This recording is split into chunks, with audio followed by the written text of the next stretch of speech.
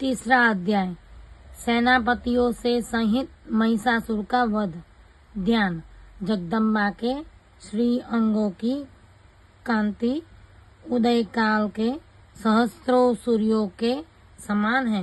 वे लाल रंग की रेशमी साड़ी पहने हुए हैं। उनके गले में मुंडमाला शोभा पा रही है। दोनों स्तनों पर रक्त चंदन का लेप लगा है। वे अपने कर कमलों में जपमालिका, विद्या और अभय तथा वर नामक मुद्राएं धारण किए हुए हैं। 3 नेत्रों से सुशोभित मुखारविंद की बड़ी शोभा हो रही है।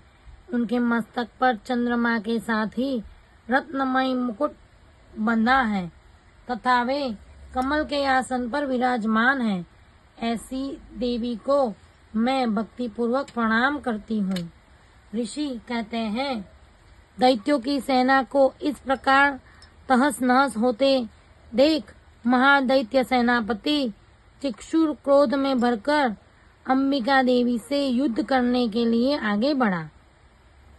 वह असुर रणभूमि में देवी के ऊपर इस प्रकार बाणों की वर्षा करने लगा जैसे बादल मेरु गिरी के शिखर पर पानी की धार बरसा रहा हो। तब देवी ने अपने बाणों से उसके बाण समूह को अनायास ही काटकर उसके घोड़ों और सारथियों को भी मार डाला।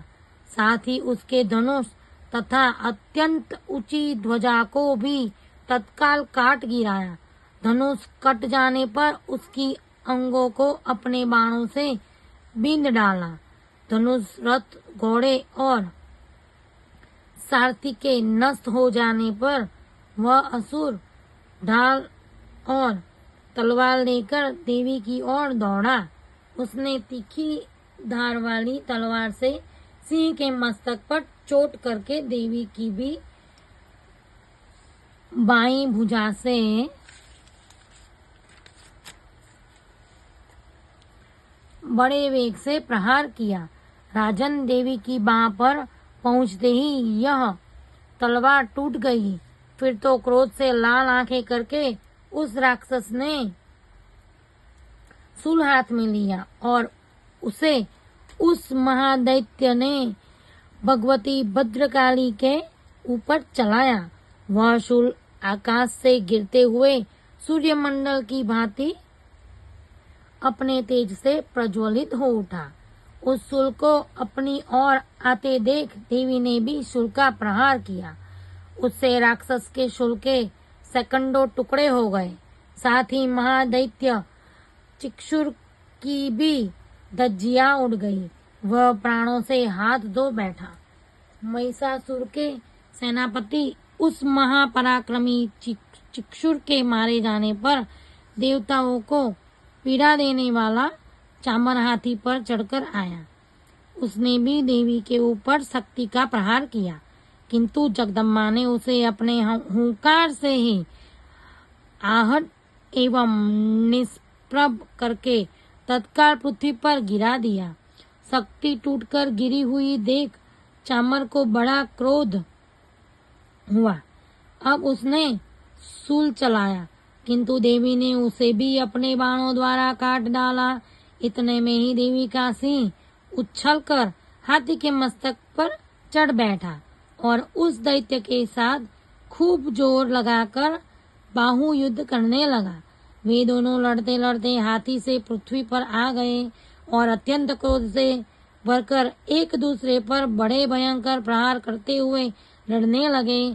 तदंतर सिंह बड़े वेग से आकाश की ओर उछला और उधर से गिरते समय उसने पंजों की मार से चामर का सिर धड़ से अलग कर दिया। इसी प्रकार उद्दग्र भी शिला और वृक्ष आदि की मार खाकर रणभूमि में देवी के हाथ से मारा गया तथा कराल भी दांतों, मुक्कों और थप्पड़ों की चोट से धराशायी हो गया। क्रोध में भरी हुई देवी ने गदा की चोट से उद्धवत का कचुम्बन निकाल डाला। भिंदीपाल से वास्कल को तथा बाणों से ताम्र और अंध को मौत के घाट उतार दिया। 3 नेत्रों वाली परमेश्वरी ने शिशु त्रिशूल से उग्राशय, उग्रवीर्य तथा महाहनु नाम के दैत्यों को मार डाला। तलवार की चोट से विडाल के मस्तक को धड़ से काट गिराया।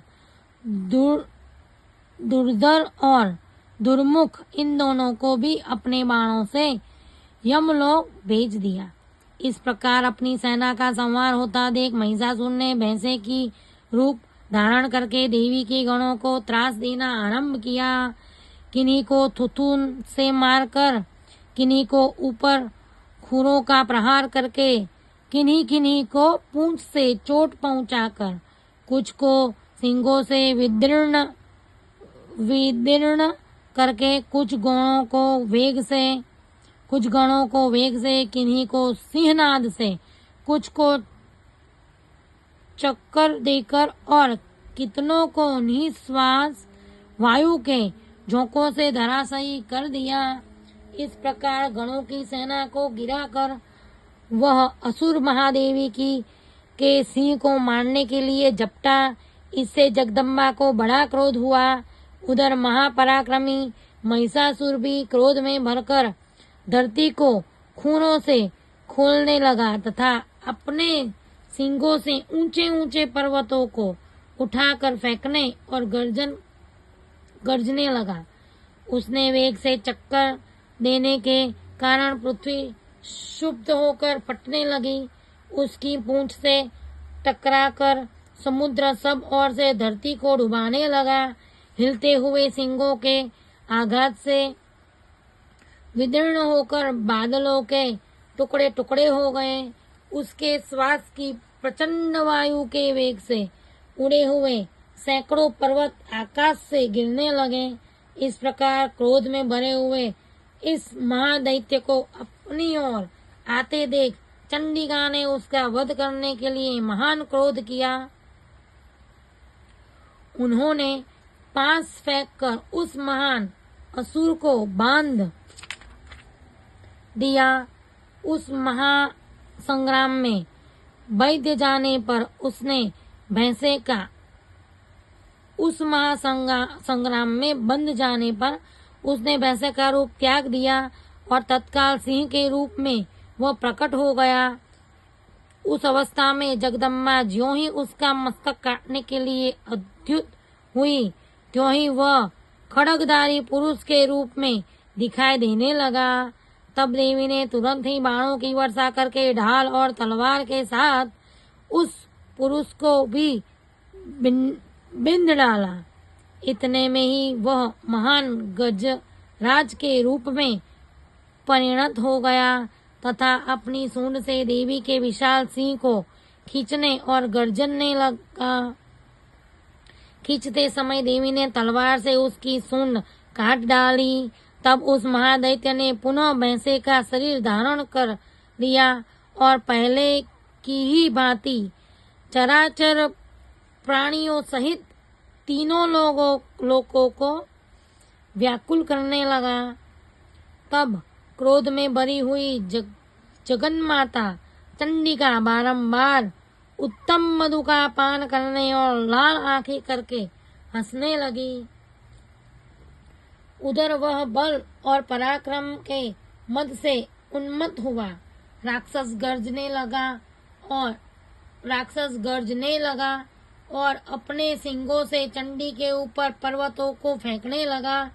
उस समय देवी अपने बाणों के समूहों से अपने फेंके हुए पर्वतों को चूर्ण करती हुई बोली।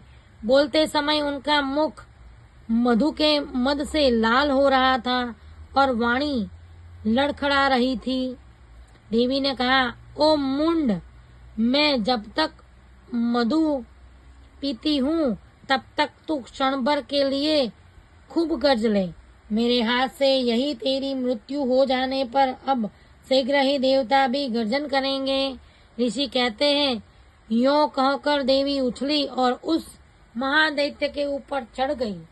फिर अपने पैर से उसे दबाकर उन्होंने शूल से उसके कंठ में आघात किया। उनके पैर से दबा होने पर भी महिषासुर अपने मुख से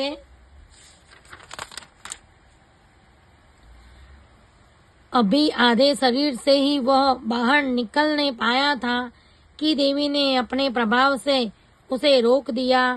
आधा निकला होने पर भी वह महादैत्य देवी से युद्ध करने लगा। तब देवी ने बहुत बड़ी तलवार से उसका मस्तक काट गिराया। फिर तो हाहाकार करती हुई दैत्यों की सारी सेना भाग गई तथा संपूर्ण देवता अत्यंत प्रसन्न हो गए। देवताओं ने दिव्य महर्षियों के साथ दुर्गा देवी का स्तवन किया। गंधर्वराज गाने लगे तथा अप्सराएं नृत्य करने लगी। इस प्रकार श्री मार्कंडेय पुराण में सावर्णिक मनवंतर की कथा के अंतर्गत देवी महात्म्य में महिषासुर वध नामक तीसरा अध्याय पूरा हुआ।